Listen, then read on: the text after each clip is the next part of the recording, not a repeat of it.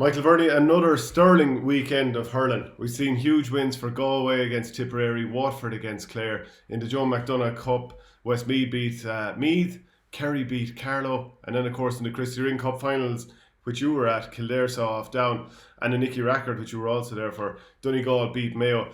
We're here brought to you by OrgaRetro.com. We're wearing the jerseys. There's the Meath one. You won't be seeing that again this year after losing that game to Westmeath. And of course, here's the Donegal one, fresh from the Nicky Rackard win. And you can go to OrgaRetro.com and get any of the retro jerseys there using the promo code OurGame. You get 15% off. Michael Verney, to think some people wanted the GAA season called off and to take the football in consideration as well. What a weekend. It was a savage weekend. Like Saturday, I don't know what is it about Galway and Tipperary that nearly every game just seems to be a classic, and it was just another absolute belter of a game. And people had been talking about maybe in recent weeks that hurling was becoming like ping pong, and teams were happy just to put balls over the bar and put big scores.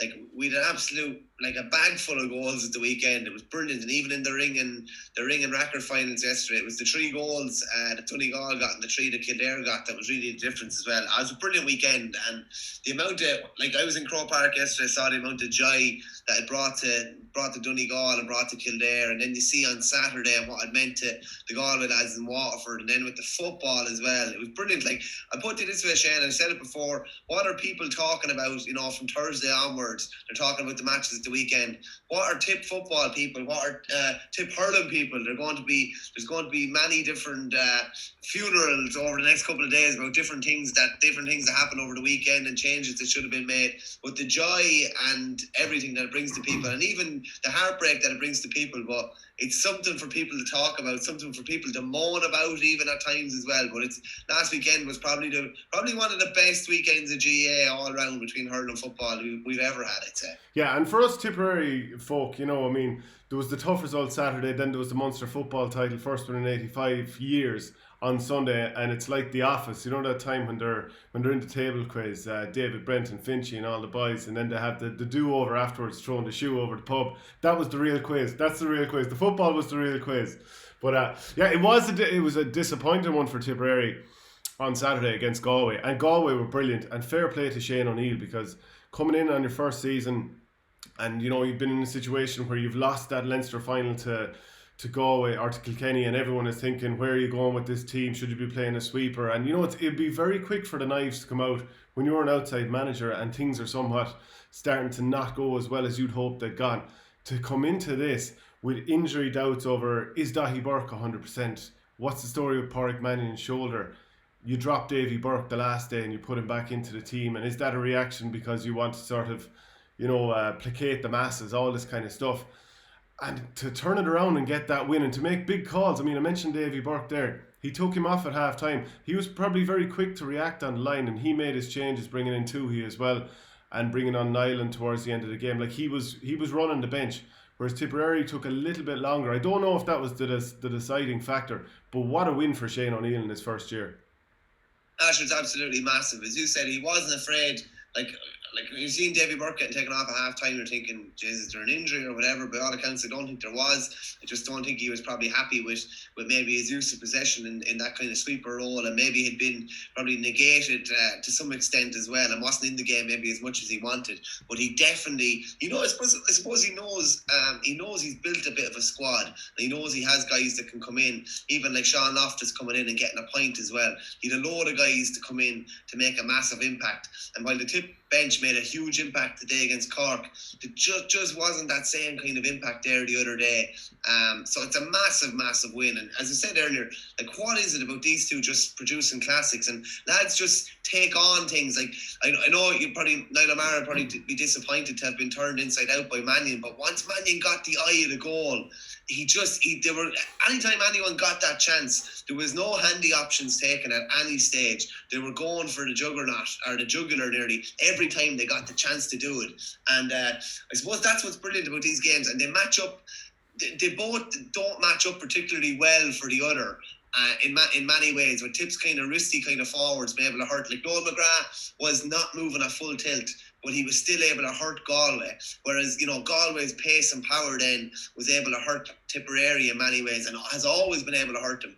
But it was such an intriguing game, and it hinged on a couple of different things that I'm sure we're going to talk about here. The Cahill Barrett sending off probably being one, because it had a massive, massive bearing on the game. I did, of course. But the thing is, you see, I can come away and be very disappointed. So I'm going to speak as a Tipperary fan. Like last week, you spoke about Offaly after losing the Christy Ring game to Down, and you were devastated, and it's pretty obvious that affected you.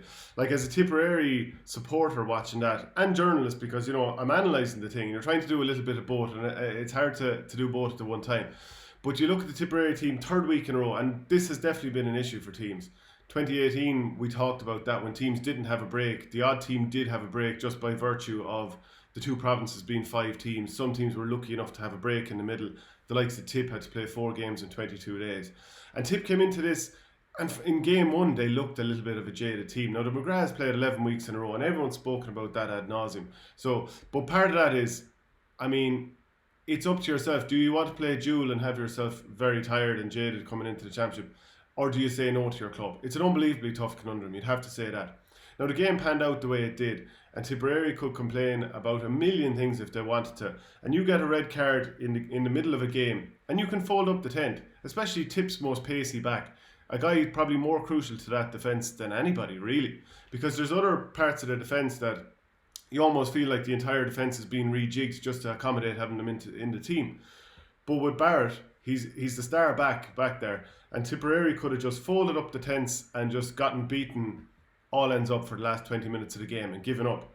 But I would say, as a Tipperary person, you'd be unbelievably proud of what the boys did in that shirt, because they kept going till the very, very end. They didn't just say, like other teams, yeah, we got a red card, let's just capitulate for the rest of the game. They didn't, and they nearly beat Galway, one of the top sides in Ireland in the last 6 or 7 years. They actually nearly beat them with 14 men for the last 20 minutes. And you could argue that the free at the very end, which allowed Joe Canning to put Galway 2 ahead, the one from midfield, Evan Nyland stepped inside Willie Connors, but was that a free? Probably no more than the Hawkeye free back in 2014. It was 2 men coming together, and if the ball just spills, and who knows where the ball goes, and if an equaliser has worked, or if Galway go up the other end. But like Tip could have found any number of reasons to sort of flop here, but they didn't. They kept going, and they died with their boots on against the top team. So if you're gonna go out, at least go out like that, like a champion team would. Yeah, no, in fairness to them, they definitely went out swinging. The whole game, the whole dynamic of the game changed when Barrett went off. And as you said, he plugs so many holes in defence as well. He's able to do so many things. He covers for the fullback, he covers for the halfback, as well as marking his own man. When he was gone, it was going to be a massive setback for them to try and overcome. And in fairness to them, they did their best. And as you say, that kind of controversial free definitely was controversial. I thought Willie Connors got hit on the money, I have to say. I thought it was a legitimate tackle. It goes from a 1-point game to a 2-point game, then you're forcing a goal, whereas if that hadn't been given as a free, they would have only had to get a draw to level it. So they definitely didn't fold the tent anyway, in fairness, and they went down like champions. And obviously you'd have people saying after that, Tipper, the Kings, that have won in a row and all this kind of crack. But you're going to have that. You also have people saying, kind of almost saying that it's karma for Cahill Barrett being the one that was hit when Richie Hogan was sent off in the All-Ireland final last year, which I don't buy that. I think a lot of the problem is, and we'll probably discuss it here, is like, what is a yellow card offence now, or what is a red card offence? And like, to me, if Cahill Barrett's 2 yellow cards, if they're both yellow card offences now, I think we're treading a kind of a thin line in hurling with regards to hurling actually being a physical game and a contact game. I would genuinely worry. I was in Croke Park yesterday. It's like when it's body on body, or there's a hurl anywhere in around the ball. If there's any noise now, and you know from playing club hurling, that if there's any noise now, it's a free. And there's a load of noise, and everyone goes mad. Whereas like, the Clash of the Ash is nearly dead now at this stage. If you go pulling on a ball and there's ash on ash, you probably could end up with a yellow card. You could even end up with a red card if it looks anyway wild. And I would genuinely be worried about, and I know Ben O'Connor said it to me during the week, and he was saying about manliness being gone out of the game. And I'm sure I'll just go through a couple of quotes here he said, because I think a lot of it is, a lot of it makes an awful lot of sense, to be honest with you. He just said hurling has gone a bit like soccer. At the start, the GA weren't going to do this or that. Now we've yellow cards, red cards, black cards, technical areas, everything that the soccer have has been brought into the GA. If a fella pulls a jersey now, he gets a yellow card. If he pulls it a second time, he gets another yellow card and he's gone. That isn't good enough. It should be as it was years ago, with the referee booking a lad if he feels it was bad enough. This is an interesting line. He said, the problem is Mammy's at home and my Johnny is only 6. I don't want him getting a slap and I have to look after him. The GA are trying to make it more appealing to young lads and thinking we can't have any of this stuff in the game.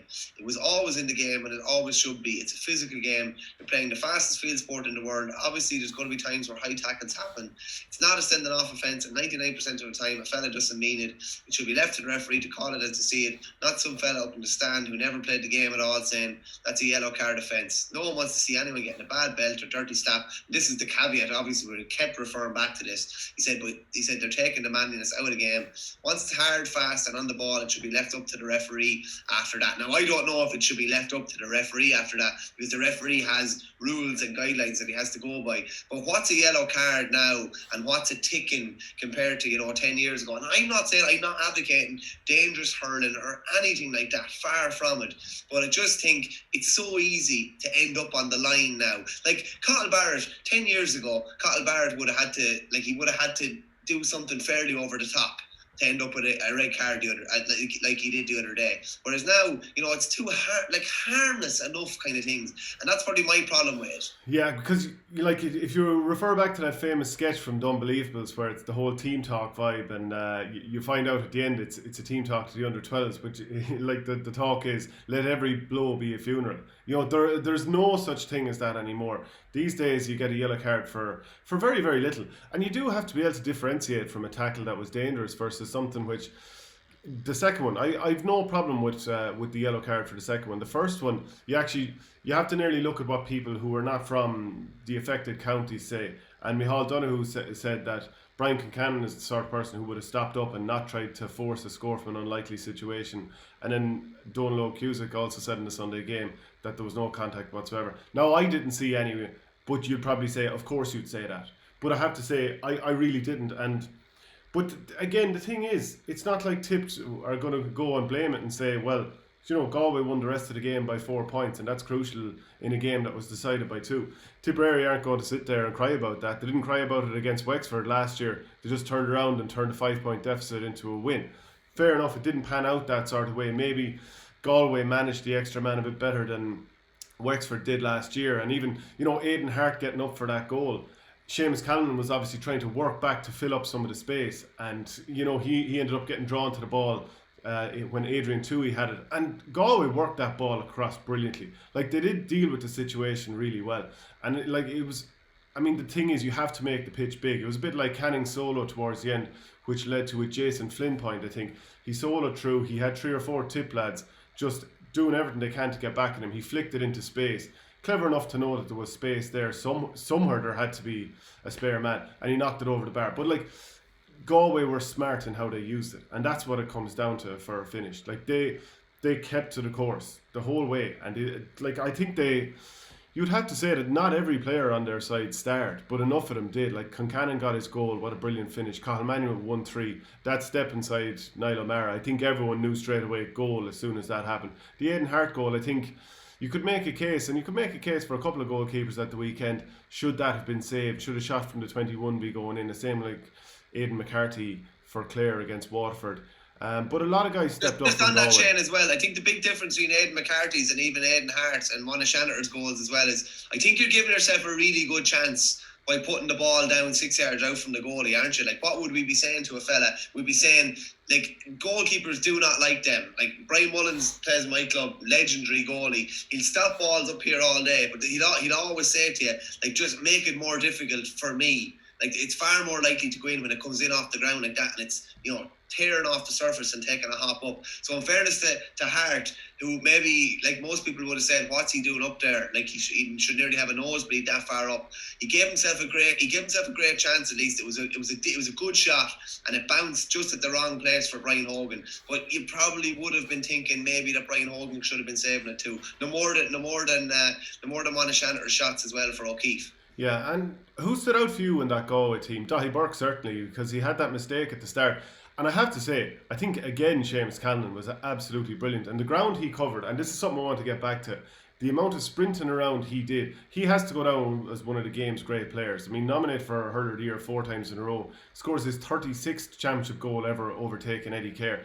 Unbelievable stuff out of him yet again, despite being up against a brilliant player in Dahi Burke, who did win some ball. And as the game went on, and Galway just made use of that extra man, but he could get out in front and win more ball. But who stood out for you on that Galway team? It's the easy thing to go for, and I wouldn't say he was their best player on the day, but he's obviously always had that ability, and it was well flagged when he burst on the inter-county scene. But I think the calm and influence that Joe Canning has when games are really in the melting pot now, maybe something that he didn't have maybe 4 or 5 years ago. I would say really when the game hit the hour mark. He seems to be finding more with the finishing line in sight now. It's almost like that bit of experience, and even getting over the line in 17. I thought he was absolutely superb. He nailed all the frees when he needed to nail them, nailed that sideline as well when it needed to be nailed. And this is maybe not having as much of an influence from play, because Barry Heffernan, I thought, did a really good job on it. Barry Heffernan dominated the exchange during play, but Canning's his frees, the way he knocked them over the sideline, all that, he ended up with 14 out of a grand total of 323. You couldn't deny that, and he obviously had that assist for Flynn, and I think he got one nice one from play. Certainly Barry Heffernan did that job and did it unbelievably well, and it showed the respect that Liam Sheedy was paying towards Canning, that he probably put his most athletic back on him. When we were actually talking beforehand, would Paddy Maher match up with him? But instead, I think they wanted to leave Paddy Maher back. But I think that was one of the things. Paddy Maher's, he's hitting 30, I think he's 31 now, and he's probably not the same as he was. He's been an unbelievable servant for Tipperary, and he barely missed a minute there over the course of a decade. Again, he will go down as one of Tipperary's greatest ever players. But I think it's kind of almost a rejigging things at the back to try and keep Paddy Maher in the game, because you want him there and coming out in the front foot. But I just don't know if that burst out through the tackles that we saw for 10 years is quite there anymore. It's kind of, I don't know if you found, as you're getting a little bit older, you used to be able to burst out through tackles, and then you find out you're not getting through them the same way, and you're actually nearly going backwards to try and find a way to clear the ball. And the Brian Concannon pulled him down at one stage, but I think he was overdone. He was done for overcarrying. So I mean, what a player! But at the same time, I thought put him on Joe Canning, because neither of them are necessarily going to be the fastest covering the most ground. But maybe Sheedy thought, I don't want him too far out the field, and I want to make sure that Barry Heffernan locks him down, because he's 6'4", he's pacey, he'll stay going all day. So that was one of the things. Could you say that, I mean, is Liam Sheedy a bit too loyal to the lads who've done it to him before? I mean, they did it for him just last year, so you can completely understand. And I mean, Pádraig Maher actually had a fine game. He wasn't the problem here. But the question I have is there too many lads that probably aren't covering the same ground? And that's not just the older guys. I mean, there's probably too many players there on that Tipperary team that aren't quite covering the ground that Alan Flynn covered, that Dan McCormick covered, that Bonner did in the first half. Is there too many of those type of players? Yeah, it's a fair point. I said to you when the team was named the Friday night before the Cork game, I said I was more confident, even more confident that Tip would win, because I thought there was more mobility in the team, with Flynn going back, corner back, and even Bonner coming in, McCormick and Breen. And kind of that's the way it's going now. You have to have a nice balance of all your kind of experience and those lads that can dominate games, but you need to have a load of mobility as well. And that's the way the modern game is now. Particularly, what are you going to be measured against at the moment? You're going to be measured probably against Limerick. You're going to be measured against this kind of dominating kind of physical specimen. And if you can't get around the pitch, you can do all the hurling in the world, but if you can't get around the pitch and mark your man, you're kind of in trouble. And that's why, I've often said, coaching something we're coaching all the different skills of the game. Speed is a skill in hurling now. It's one of the most important skills at inter-county level. Speed and mobility and this kind of agility as well. So it's probably, I don't know, Paddy Maher, I know you didn't, but I definitely wouldn't be writing him off. He just looked a bit sluggish, the whole campaign, no more than Noel McGrath has, maybe no more than John McGrath has. Brendan Maher was good at the weekend, but not his usual self as well. So yeah, I think I definitely still wouldn't be writing him off, but there's probably a couple of younger guys probably going to get opportunities in the league next year, a chance to maybe hold on to a jersey, maybe the likes of a Craig Morgan, who I would have a lot of time for. Those sort of guys. Even Paddy Cahill came in the other day and was good. He was turned over for the goal, which was disappointing, obviously, from his point of view. But I thought he was good and showed a lot. So I think some of these guys, I don't think Sheedy would be pushing the nuclear button and making wholesale changes, but I definitely think a lot more the calls for the under 21 All Ireland winners and the under 20 winners, there will be more of them put in now, and more of them trusted maybe from the start in big games, I would think. And do you think from Shane O'Neill's point of view, he's going to change the team up from here on in? I mean, he'll be sweating on the fitness of Pádraig Mannion. He went down for a minute or two and bravely got up instead soldiering, as you'd expect from the man. Like, is he the de facto leader of that Galway team? I would see it that way. And the question that I'd also add in is, will they continue to go with a sweeper against Limerick? Because we know the threat that they carry. Now, we'll preview that later in the week in the hurling show. But where are their strengths now? Because we've talked a nice bit about Tipperary, and we'll probably talk about them a little bit more. But we need to talk about this Galway team. Like, Éanna Murphy had a tough week last week, and you'd say he came out with a bit of credit here. Aidan Hart comes into the team, and he probably had a tough first half, but he comes along and ends up scoring the crucial goal and becomes the hero of the hour. Daithí Burke started in sort of I wouldn't say nervous fashion. I think that's the slip of a guy who's missed an awful lot of training, and maybe he's not quite as physically at the level that he would have been a few weeks ago. But such as the man himself, he came back, and he probably won't be too far from another All-Star. Shane Cooney had his ups and his downs. Fintan Burke was fairly tidy enough for most of the game. Grode McInerney still not hitting those 2017 heights where he was unbelievable. Quiet enough in this game, but then again, Michael Breen didn't exactly take over when he was at centre forward. Joseph Cooney good at times, but Dan McCormick did a lot in that battle. The midfield, then you're looking at Johnny Cohen, who got a nice score at the start, like Joe Canning further up the field. Cahill Mannion with I think he scored 1-3 in the game as well. And Conor Whelan, of course, dangerous as ever. He's still, like, he's so unbelievable. Like, what a tough job Ronan Maher had. Good ball going in, and you're kind of playing it's a 7v6 in the Galway half of the field. It's a 6v5 in the Tipperary defence. So that's a tall order, and he's going to be a hard man to stop. Whelan only scored a point, but there was yellow cards off him. There was that goal from Concannon off him. He's just a constant threat. Conor Cooney quiet enough, and Brian Concannon, he really does look like the sort of player that's going to terrorise defences for years, doesn't he? Just on Galway there, when you go through it, and literally when you put it down on paper like that, like Canning nailed what he needed to nail at the end. Cahill Mannion was probably very good throughout and came up with a couple of big scores. Said Aidan Hart came up for the goal, but there's a lot of room for improvement there. Big time. And I think Shane O'Neill would be delighted. Like they're after regrouping nicely, you would say they kind of threw away a Leinster title. They regrouped really, really well a week later. They're coming into the Limerick game now, knowing that, okay, we delivered a performance against Tipperary. It wasn't, our best. There's a load of room for improvement from a load of guys. So I think he'd be really, really happy with that. He probably has, Sean Loftus, who was taken off the first day, comes in now. He's full of confidence now again. Got a key score when they needed it. Evan Nyland even wins that free to go 2 up. There's a lot of guys in the mix now. Would you say he's finding out more about his team as he's going along? He had Sean Loftus cornerback the first day, and he had earlier in the year, and you can understand in some ways, but I would have thought he's a player who plays a little bit further out the field. So when he comes in for Fintan Burke, that obviously means he's further out the field, and that ends up with him scoring. And a couple of years ago, if I remember correctly, wasn't it he who played sweeper against Clare in the All-Ireland semi-final at Croke Park? He was that spare man back there, and he got on the ball a nice bit, and there's lots in him. And Evan Nyland was really impressive during the league, and he came on for Conor Cooney. Now, probably didn't do a massive amount, but there's talent in him, and he's the sort of player who should suit Croke Park.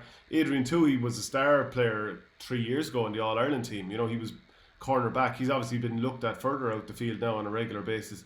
Jason Flynn restored to that sort of impact sub role, and again, like maybe one or two of them, it's not like he did a huge pipe, but he came on and he got his point. And Niall Burke didn't even see game time this week, and both he and Flynn were crucial in that 2017 All-Ireland, coming off the bench and getting the scores. So there's an element of Croke Park about this Galway team, and they'd like to get back there. They didn't They performed pretty well against Kilkenny in that Leinster final, but they just didn't get the scores, and they probably could have used the ball a bit better. And will Conor Whelan be closer to goal now as he wasn't in that Leinster final? Again, we'll come back to that. But they went for the throat though the other day, Shane. They went for the throat, and it's something they haven't been doing. Like in other games, I'm not saying like Mannion would have taken the handy option, but possibly they wouldn't have forced the goal. A bit like Hart as well. Like Hart forced that goal.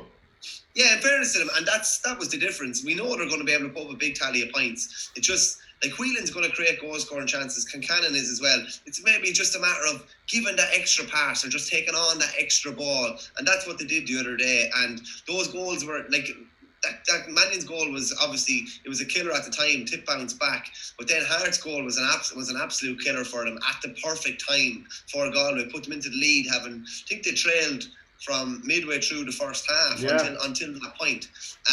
So, like, if Galway get green flags and they're able to potentially keep Limerick from scoring them at the far end, that's going to be really interesting. But that's for later in the week. There's enough to digest here at the moment. Yeah, and like they say, take your points and the goals will come. Whereas, like, now that you're talking about all three of those goals, Cahill Mannion could have knocked it over the bar, but he said he'd decide to do the difficult thing, turn inside Niall O'Mara and scored the goal. Conor Whelan could have taken the point, and I don't think anyone would have blamed him because there were tip numbers back, but he drew the man lovely, beautiful hand pass, sympathetic hand pass into stride, and Concannon blasted home. And obviously that Aidan Hart one, most people, I was actually just shocked when he went for it, but he nailed it, and c'est la vie. I mean, taking those goals is the reason that they won the game. So just back to Tipperary as well. Do you think they look like a jaded team? I mean, there's all the talk last year of like the S&C is brilliant and how thankful they were and all this kind of stuff. But do Tipperary look like a side as physically primed as the likes of Limerick? Now, they went all the way. That was the thing last year. You go down to 14 men against Wexford, who were meant to be this unbelievably athletic team, and Tipperary were able to keep with them with a man short, win the game. Then, obviously, a tight enough first half against Kilkenny in the All-Ireland final, make it count in the second half. And maybe a lot of that was just Kilkenny going long ball and playing into Tipperary's hands. Whatever about it. But Tipperary looked like a fit team. But they came into the first game jaded here. So is it an S&C thing? Because take the McGraths out of it, all the other teams have the same sort of level playing field in terms of coming back after a club career or after a club campaign. We didn't have the players during the summer. Now, obviously, some teams in the background are doing more S&C and more sessions with their players, even if it's individual sessions, Zoom, whatever it might be. Depends on your facilities, which is a big thing as well. But do Tipperary look as lean as butchers' dogs the way these Limerick lads do? They look like AFL athletes. You know the type, like we saw what Colin O'Riordan did. He came back and he was bursting through Cork lads, and Cork are some of the most athletic players in the country, I would say, you could roundly say. So are Tipperary a little bit off in that front? And is that something that Liam Sheedy will be focusing on for the next 3 or 4 months, especially with maybe some of the players with a bit more mileage on the clock? I'd say so. It's a difficult kind of one because you don't want the guys that have a lot of mileage on the clock. It's hard to know whether they need a rest or whether they need to kind of almost rejuvenate or re-energise their kind of strength and conditioning programs. It's a difficult kind of one to kind of balance kind of that. But if you look at it, I would say maybe it comes back to, maybe I'm wrong, but that Tip would have traditionally always been relying maybe a bit more on hurling ability and technical ability, and maybe wouldn't have went after, as Jim Gavin would say, they wouldn't have went after the strength and conditioning piece as much as maybe other counties. I don't know if that's true or not, but Limerick have definitely gone after it. Galway have definitely gone after it. In fairness, they've had, like, Lucas Curdenstein has been there since, I don't know if did he come on straight away in 17, 18, 19, 20, and all the guys coming up through the ranks are working with him, be it from minor or 20s as well. But they definitely, there's some, a lot of the other counties, particularly Limerick, probably Galway as well, do maybe look physically more honed, I'd say. Overall, from top to bottom, maybe than some of the Tip lads. Why that is, I'm not so sure. Yeah, and I think there's definitely room there to kick that on to the next level. Maybe they are doing all those things. We're not in there seeing the sessions and what they're doing, and we're certainly not S&C experts either. But like a lot of these things, you're just going on the eye test. Do the Tipperary players look as powerful athletically as other teams? They're not too far away, but it feels like there's marginal gains to be had there. And it's probably a load of marginal gains that are the difference between Limerick looking like they're the same old Limerick of old who will give you flashes and they'll give you the blood and thunder and all this sort of stuff. But they'll, when it comes to the big day, they weren't getting it done. But now they actually are, and they look like hurling's answer to the Dublin footballers who were just, they're always giving it to the man the right position. They're always doing the right thing, and maybe that's not something you could say about some of the other teams, and we'll come to Waterford at that in a while.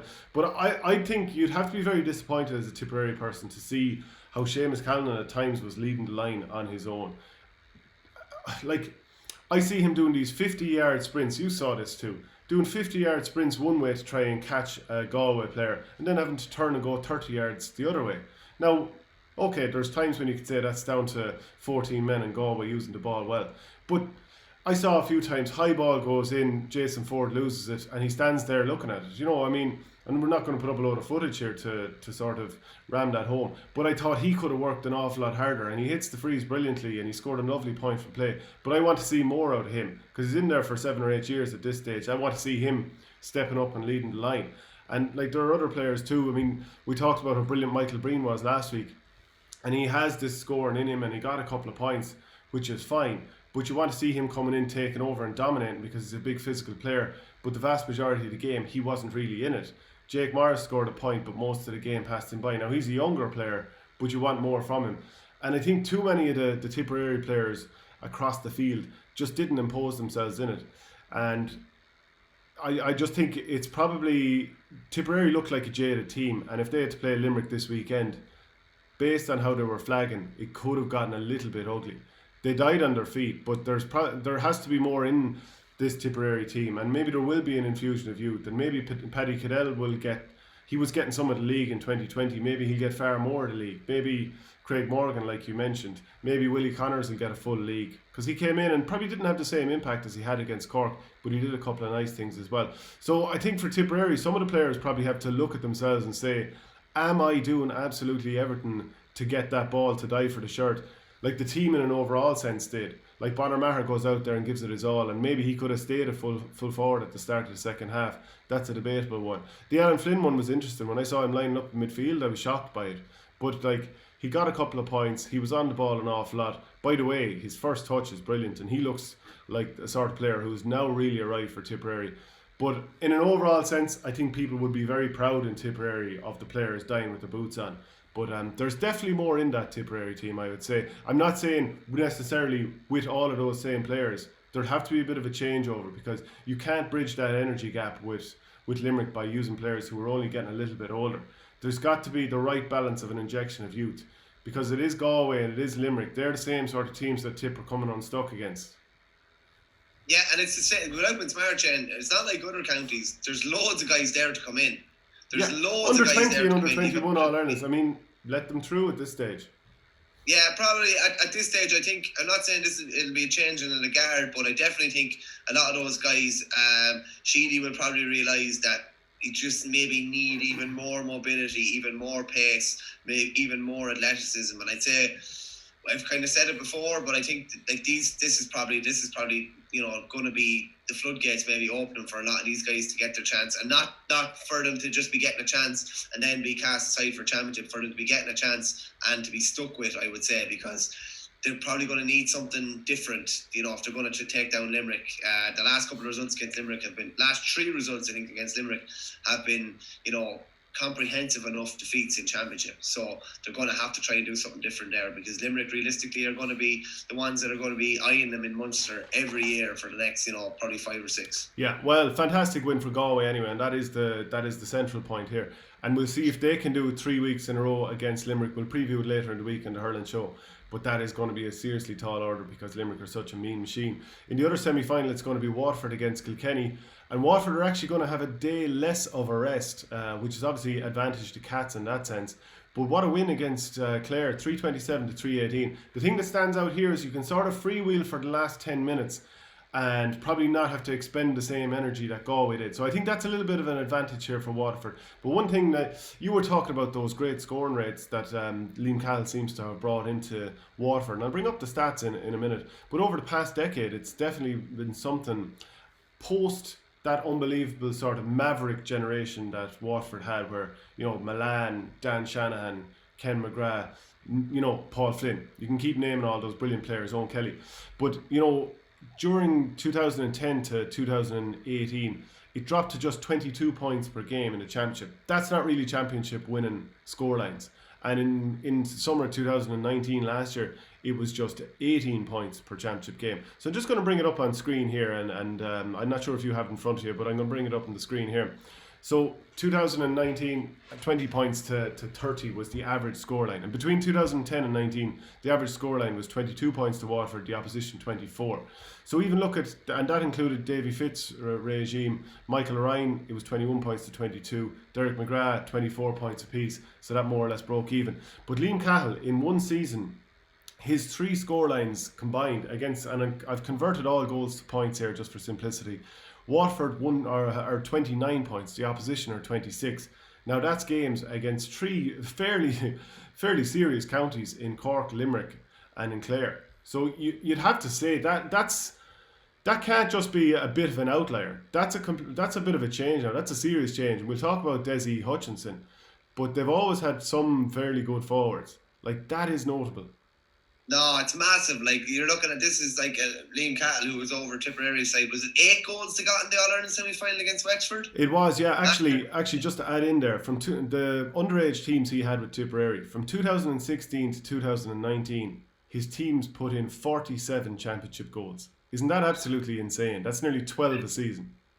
Yeah, it's savage in fairness. Like, and it's just like, you look at it and you're thinking about, this is a Waterford side who scored 10 points in a home match against Limerick last year. 224 to 10, wasn't it? Yeah, and they're averaging nearly 3 times that now under Cahill. It's just the energy he's brought to the whole thing. Energy all over the pitch, and it's just this kind of ravenous, almost kind of work rate where you know exactly the type of shift now that you're going to get out of each of the Waterford lads. And he'd be happy enough to take off Jack Fagan after an hour if he's absolutely emptied himself. Jack Fagan, who I thought was brilliant the other day, and showed him maybe another kind of string to his bow the other day. He's happy enough to take off Gleeson, in the latter stages if he's emptied the tank as well. Jake Dillon again comes off absolutely shagged after about 45-50 minutes. You know what you're going to get with those guys now. And there's a lot of really, really selfless stuff going on where they're just creating opportunities. They're just making hard runs, making tankless runs for other guys to profit as a result of it.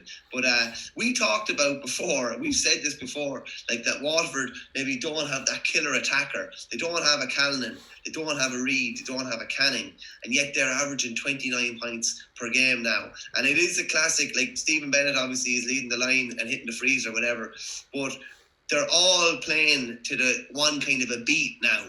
You know what I mean? Stephen Bennett has no problem setting up someone else. They're all doing work for other guys, and they're all chipping in. If you look at their scores from the other day, Bennett got 3 from play, obviously got 7 frees. Hutchinson got 2-2. Hutchinson then set up a lovely goal for Jack Fagan. He got 1-1. Kieran Bennett got 3 driving through. Gleeson got 2.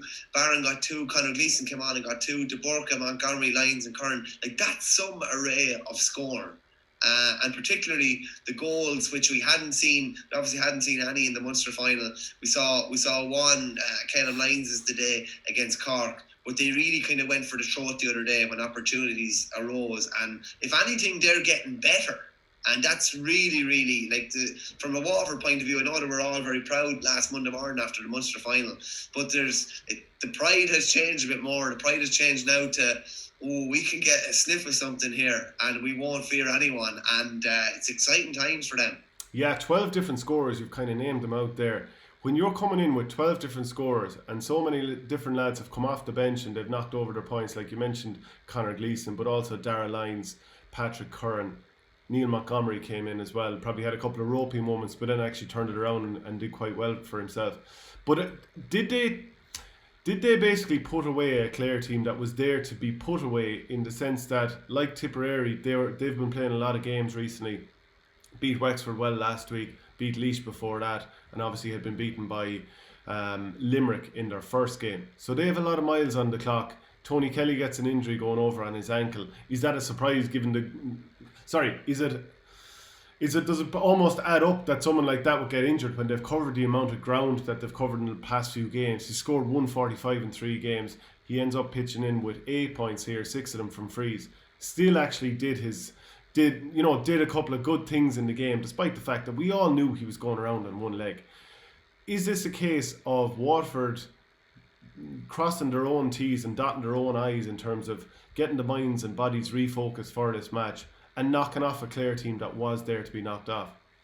Possibly so. The only thing I'd say about that is if they knocked them off in very good fashion. Once the middle of the second half, you knew with 15 or 20 minutes to go, this was really Waterford's to lose, and they kept bringing even more energy to it as well. And you're wondering then, how will Waterford fare next weekend when they'll have played 3 weeks in a row, which you don't really know, I suppose. But Clare, in fairness to them, like in particular, like I'm going to make a case for someone like Cahill Malone. Cahill Malone's not far off getting an All-Star. Yeah, he shouldn't be. He shouldn't be. He's an unfashionable type of player in the sense that he's not real silky or whatever. But he was really good, even in the Laois game where you could say Clare, kind of limped across the line. He was good. He was very good against Limerick. He held Keane Lynch as well as anyone can hold him. Yeah, couldn't agree more. No, he was brilliant.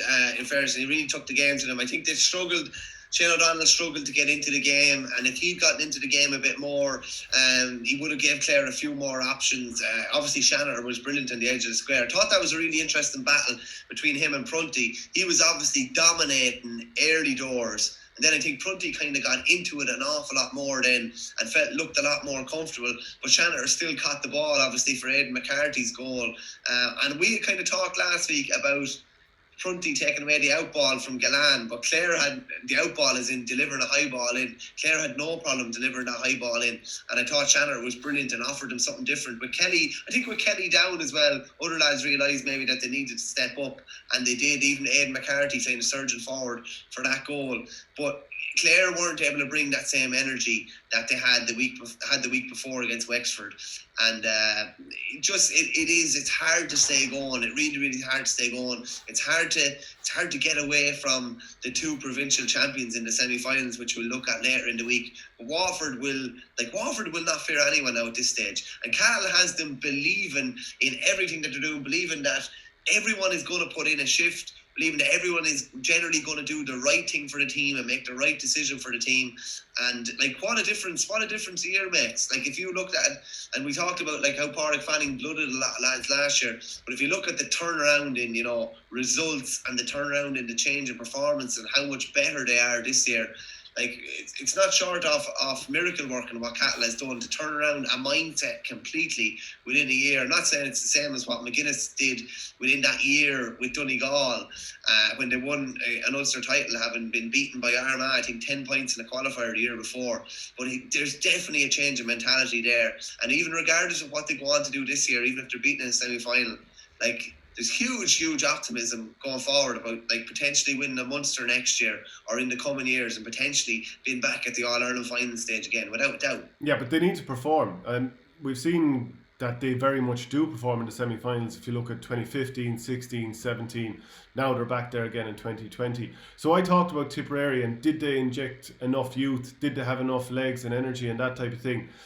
And if you were to say a year ago that Waterford would come into this championship and they wouldn't have Noel Connors, Maurice Shanahan, Pádraig Mahoney, Philip Mahoney, you'd be thinking, well, these boys are going to be they're going to be the whipping boys of Munster. And you'd be thinking, Clare lost Galvin and Conlon and Peter Duggan and different players like that, and that affected them to some degree.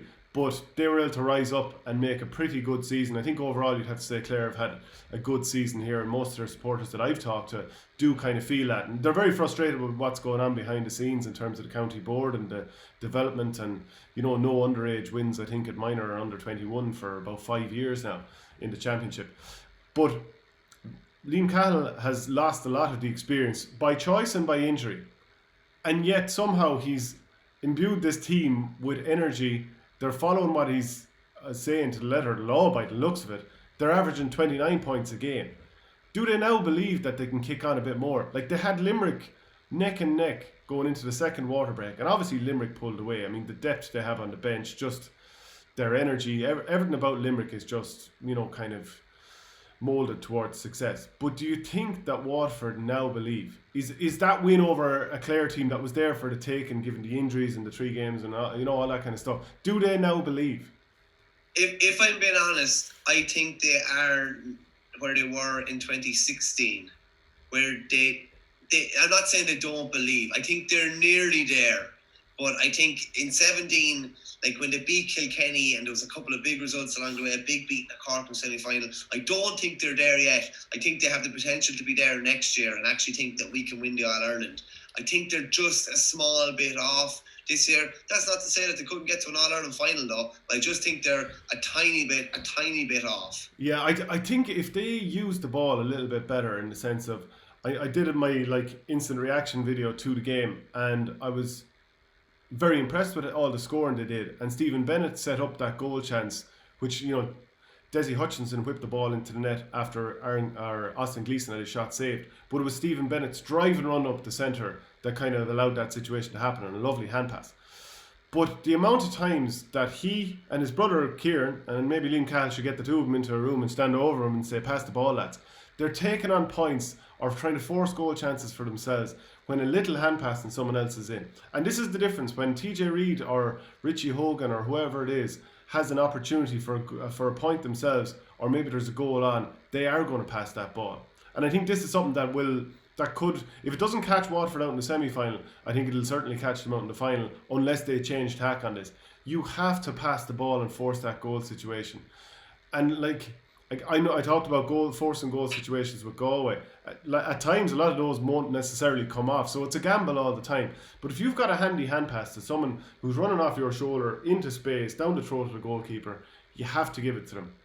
So they got 12 scorers, and that's great, because Clare were a team that were reeling, and I really feel that we're just clinging on in that game, and they bravely kept coming back. But if they want to be at that elite level, these forwards have to start passing to each other the way Desi Hutchinson does. And everything has to start running to Desi Hutchinson. They have to work situations where we're getting the ball to Desi. Either he's in space, turning, going at his man, or we're handing it to him to go through and finish. Because Desi Hutchinson will make the right decision. We've seen that, the way he flicked that ball across for Jack Fagan's goal. He's not just going to take a goal or a point if a goal is on. So run your attack completely through Desi Hutchinson. And I obviously mix it up a little bit. You want to get the ball to Austin Gleeson as well and see, can his form kick on to that next level that we know is potentially there. But to me, use the ball a bit better and work everything through Desi Hutchinson. What would you think? Yeah, I think Desi Hutchinson is the probably the template of how they're attacking, particularly their attacking division should play. When the goal is on, no problem taking it. But when a point chance or a goal chance, or they're taking on his man, maybe isn't on. He gave some lovely passes the other day as well. Gave a lovely ball across the field to Neil Montgomery at one stage too. I think Cahill Malone actually got back for a great flick on him. But he'll always take the right option.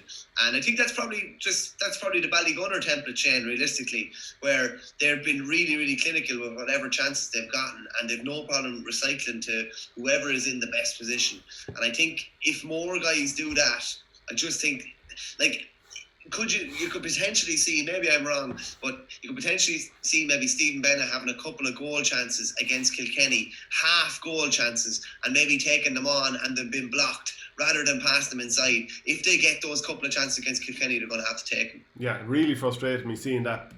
And that's only because the potential is there. Stephen Bennett could be as good as he liked, but he's got to bring other players in, because I think over a course of the game, if you give off those hand passes and those chances, the good karma, it'll come back to you eventually. I think you are going to get more scores, and that, the best teams do it. That is the difference between the best teams and the challengers. Jamie Barton ended up with man of the match. It didn't quite happen for him, I felt, in the Munster final against Limerick. Whatever it was, the things he was trying to pull off that we know he's capable of, and he got the All-Star in 2017, it just didn't quite happen for him. But in this game, he had 23 possessions came up on the screen on the TV presentation after 65 minutes, and it was way above the next person, who was Tig de Burka, who had 16. Jamie Barron, if he's hitting form, he's another Croke Park player. Desi Hutchinson, I didn't even mention the fact that he couldn't be more of a Croke Park player, but I think Jamie Barron is too, as is Tig de Burka. All of a sudden it feels like things are coming together. Yeah, 100%. We talked about a lot of the new faces, the Desi Hutchinsons, Caleb Lyons, Jack Fagan, these lads. If Waterford are to win big games in Croke Park, big knockout games, they'll still need that kind of that spine of de Burka, Barron and Gleeson playing well, and if two of those three are playing well, they have a great chance of winning. You look back to the Munster final, probably only really De Borca was the one that stood out highest of the three of them. You look at the Cork game, you'd probably say the three of them were really, really influential. And the other day again, probably De Borca and Barron were influential again. Gleeson maybe a bit quieter, but still chipped in. So they're still going to need that central spine dominating if they are to win these big games. But they're there. A lot of other teams aren't there, and they're there buzzing with optimism as well and buzzing with energy. And we'll talk about it later in the week, but Kilkenny are definitely going to be on guard against them. You'd have to give a lot of positive feedback to Clare. They were only 2-10 to 3-10 down at half time. Now, Waterford got the first couple of scores after the break, but then there was a long run of Clare taking over the game.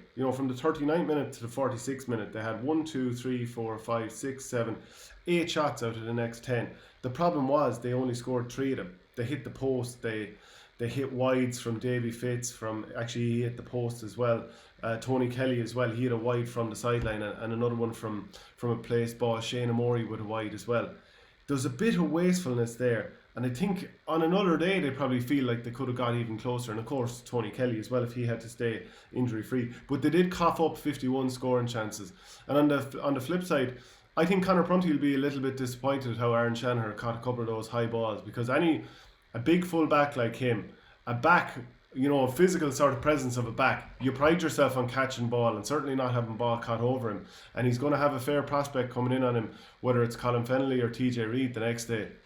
So that's something he'll want to put right.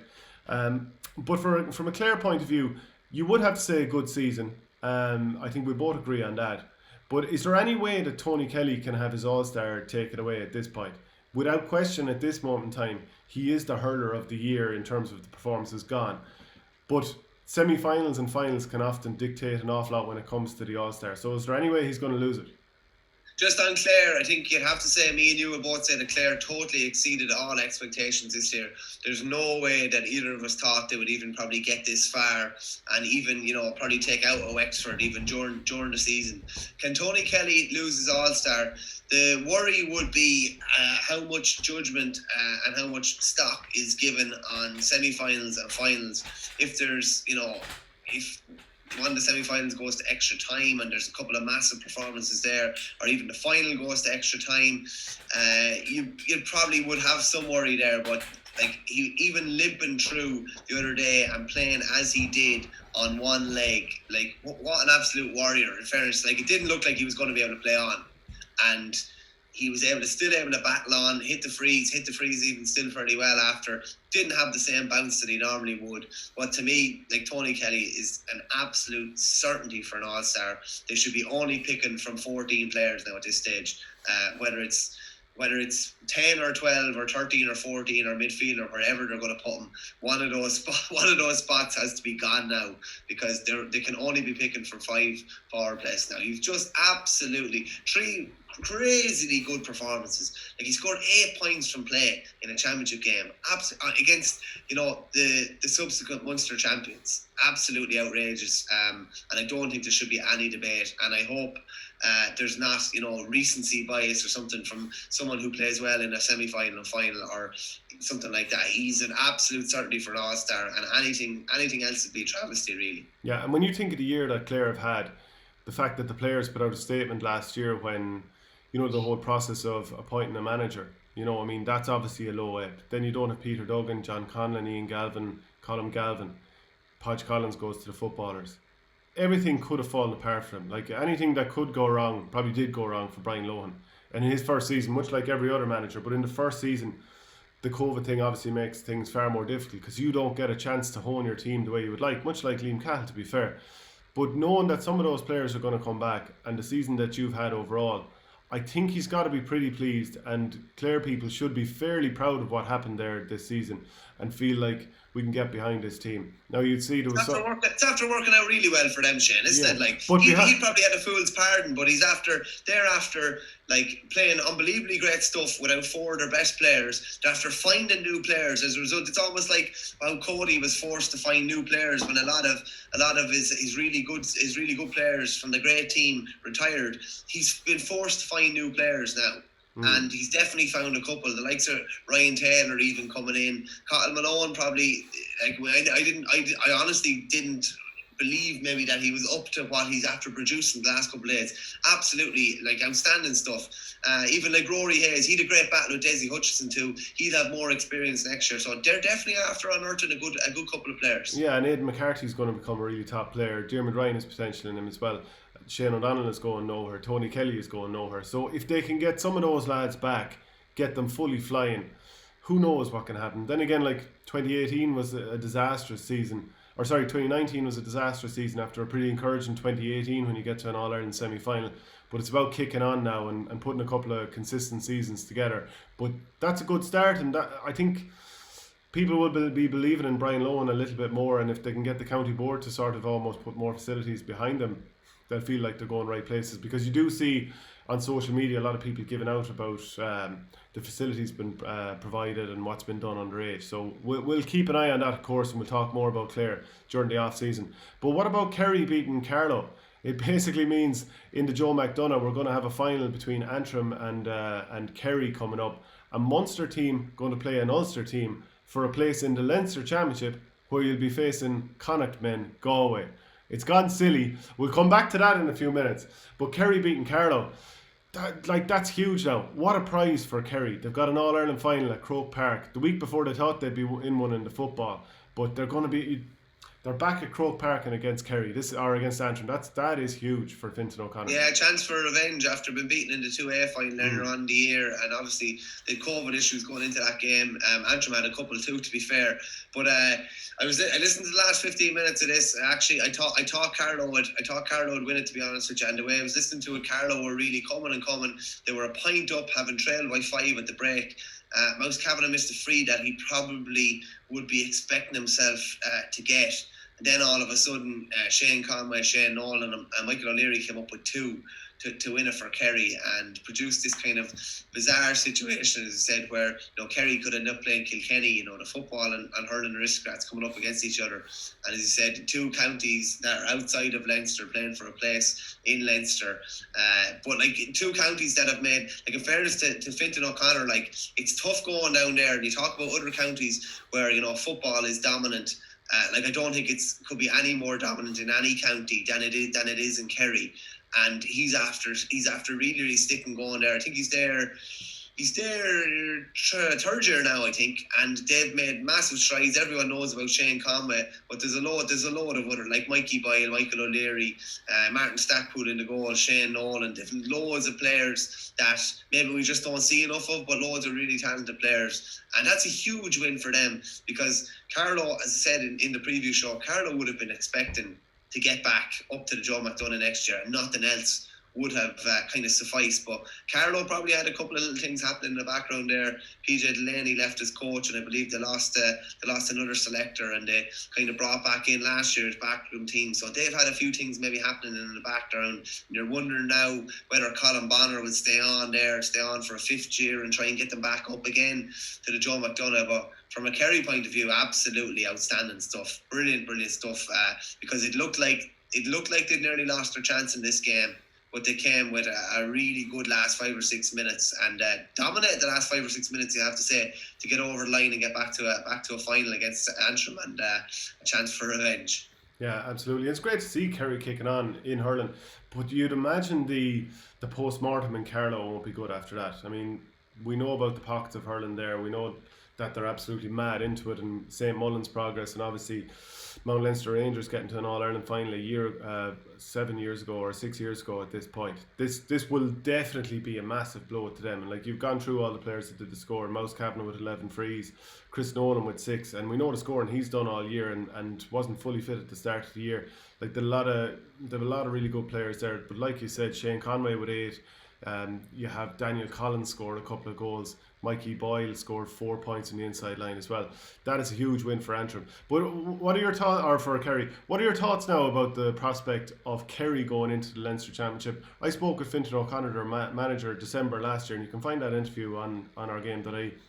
But do you think that they should go back into Munster instead? You do feel like they've more prospects of being competitive in the Leinster Championship, but it is odd for them to traverse the country to go and play in a province that isn't their own when they've, it's not like Galway going across because they don't have a fit for purpose provincial championship. So do Kerry risk getting absolutely annihilated in every game in Munster, or do they go across to Leinster where they feel like they have a bit of a chance? Now, I will add in, a year ago Fintan O'Connor did feel it was probably too soon to have a 16 Munster.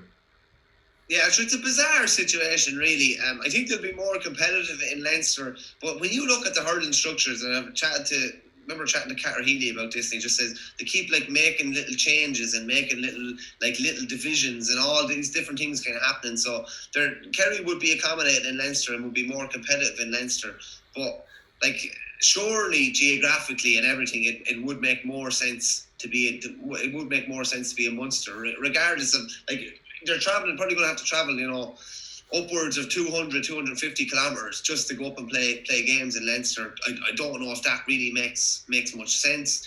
But like if you look at hurling structures, you're going to have 5 teams in Munster next year. You're going to have 6 in Leinster. That's in the top tier. You have you have the Joe McDonagh, then you have the Christy ring, then you have the Nicky Rackard, then you have the Laurie Matter. Like hurling is, I don't know, the structures in hurling just seem to like change so kind of flippantly almost. Like the 6 teams in Leinster next year having started out with 5.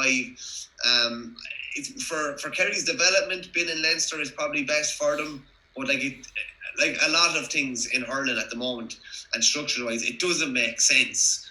But like listen, it'll be a problem they'll gladly deal with, I'm sure, if they win. They won't be complaining as long as they can get up there. They're probably there's only 3 or 4 points between probably them and Antrim, but they're going to have to turn around that kind of league final performance. But yeah, it's such a massive carrot for the two of them. Like Darren Gleeson was coach last year, manager with Antrim this year. They've been brilliant all year, produced some absolutely huge results. And Fintan O'Connor and even Brendan Cummins, and I know there was some commentary after about Brendan Cummins being on RTE duty during the Kerry games. By all accounts, like I know Brendan and I've chatted to him about that, and that was something that he would have made Fintan, who he's very friendly with, aware of from the very, very start.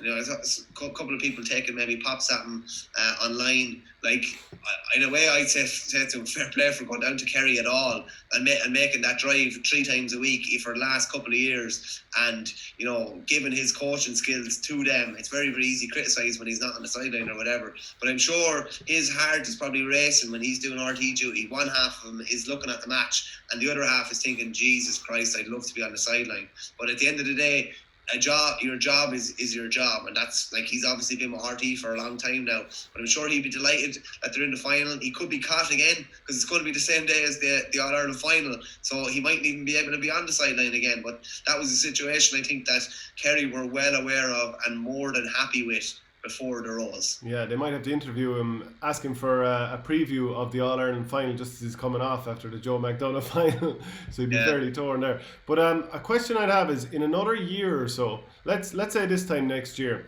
and I'm just going to pick the names of these counties just to kind of work my argument in, but let's say Laois get relegated out of the Leinster Championship. Let's say Kerry go up this year, right?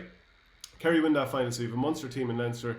Next year, Laois, a Leinster native team, gets relegated from the Leinster Championship and Antrim go in there. Then you have a championship where there's Dublin, Wexford, Kilkenny, Galway, Antrim, Kerry. You've got all 4 provinces in there, and only half of them are actually from Leinster. Do we even call it the Leinster Championship anymore? I don't know what you call it, some sort of League of Nations or something like that, and I don't know. It'd be a bizarre situation, but that's kind of the way it is. It hasn't been a Leinster Championship since Galway came in, realistically, in 2009. Kerry have been there before in kind of round robin group stages, as have Antrim. So I don't know. And Leinster just seems to be the place where any kind of newcomer or anything like that, they're just kind of sent to Leinster. Listen, at least it's competitive hurling for everyone there, but whether it's actually the Leinster Championship anymore is fairly debatable. Yeah, so Westmeath had played Meath in the Joe McDonagh at the weekend in the round 4 clash. Westmeath eventually winning by 220 to 119. Now, Shane O'Brien's team, he's after taking over, but they've been in the last 2 finals.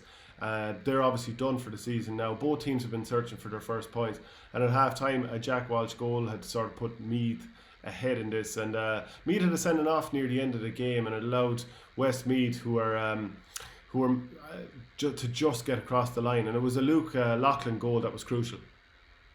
Yeah, no, Luke Loughlin obviously played with the footballers with Westmeath, and he obviously made the switch. It's kind of handy when you're multi-talented like that he could be called back in after the footballers exit. But really disappointing kind of year for Westmeath. They obviously have one more game to come. It's a dead rubber now against Carlow, with neither team having much to play for. But the hopes were high for Westmeath kind of going into this, that they were kind of one of the favourites realistically after playing Division 1 hurling, but really disappointing for them. Fairness to Meath put up a good show against Carlow and put up a good show against Westmeath as well. So at least there's no relegation this year, so at least they have something kind of coming into it for next year. Speaking of that, like, because there was no relegation and the winners go up, there's 6 in the McDonagh next year, and both Kildare and Down, who contested the Christy Ring final, they were both promoted even before that match was played. I was at that game in Croke Park yesterday. Goals were really the difference for David Herity's side. They were always just able to have they got a goal after 6 minutes from Tyke Ford. Paul Dively raced through the heart of the Down defence just before half time and got a goal, and Jack Sheridan got a goal. I think it was on 39 minutes. Very similar to Bubbles' goal in the 16 semi-final actually. Finish, yeah, really, and coming in along the end line as well, it was brilliant.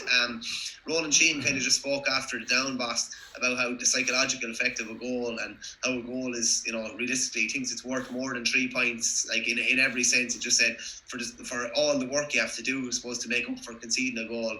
It was a brilliant performance by it was a good performance by both sides. Like, Down never threw in the towel and kept going at it, but Kildare lost Paddy McKenna before the start. He wasn't able to tug out, so he was the 2018 ring hurler of the year. He couldn't start, and his clubmate Mark Dial deputised in goal. I think they're both from Clare, and he was absolutely brilliant. His puck outs were brilliant. He was brilliant under the dropping ball. His goal was never really threatened. And now both of them go up to the Joe McDonagh, and Kildare, with that massive turnover of players in recent years, they go up to the McDonagh now with a lot of new faces, and they're probably in better shape to go up to McDonagh now than they would have been 2 years ago. And the last 2 times they were promoted, they didn't get up to the next tier. They get up now, and they've been forced to use a lot of young fellas like Jack Sheridan, Brian Byrne, James Burke, Simon Lacey, all these guys, Rian Bourne. They have a load of young hurlers coming through now, and they'll fancy their chances of, if they can beat Down in a one-off game next year, they stay in the McDonagh again, and then they can keep building and building. And I think it's good for them, and even for Down as well, that there's realistic prospects of them staying in the McDonagh. They just need to beat each other or beat somebody else to stay up. So yeah, that was an interesting game where goals were really the difference. And what about the Nicky Rackard Cup final then as well? Donegal 3-18, Mayo 21 points. You were there for that? Yeah, I didn't realise beforehand. There's so much moving and shaking in those lower tiers. There's no promotion for Donegal, which is a bit of a killer. Like, when you win a Nicky Rackard, they hadn't beaten Mayo since 2004 in championship, and they've beaten them now in a final, and they're not going to get promoted, which is a bit of a sickener, really. And it just shows you, like, the hurling tiers just change so much from year to year. And I know it was a bad weekend for Tip, obviously. Tip hurlers getting bet on Saturday. But Ross Gray native Davin Flynn, he was the man for Donegal yesterday. Hit 1-3 in the second half, and that really basically turned the game. They were 11 points to 3 down after 22 minutes. And I suppose, like, Danny Cullen, who's like a veteran for Donegal at this stage, he popped up with a couple of points. They dropped Sean McVeigh, the captain, back sweeper, and he mopped in a lot of ball, because Mayo were absolutely going to town in the opening minutes. A real small, kind of mobile, diminutive side, but Donegal forced them to hit in long ball thereafter, dominated. Richie Ryan came in full forward for Donegal, and it was 2 goals within a minute for Donegal. Really turned the game. I know you said about the corner back striking the ball in for Davin Flynn's goal, and he changed his hands, which is something like you rarely see. Yeah, he swapped hands in solo and then back to strike. It was mental. Yeah, it was mad. But if you look at it, Richie Ryan caught the ball the next goal about a minute later, and he caught it and switched hands as well before striking it into the net. So it was mad, but it was goals kind of won the games there. Donegal were kind of big outsiders in that game, but I said the goals win games, and 2 goals within a space of a minute got them unfortunately not promoted, but at least they're up in 2B of the league next year. So that is progress for them. Two really, really exciting games, really, really, really tight games. Probably went under the radar this weekend with everything else that happened, but two really good games and a load of really, really good hurlers on show. Yeah, to be honest, nearly every game this weekend was by a puck of a ball. I think Waterford's win over Clare was the only one that wasn't. As ever, an unbelievably packed Monday hurling show here. So thanks very much, Michael Verney. Brought to you by orgaretro.com. Remember, if you want to get these jerseys or any other retro jerseys, go to our orgaretro.com, put in the promo code OurGame, and you get 15% off. We've it all said, Michael. Chat to you later. We do indeed. Mind yourself, Shane.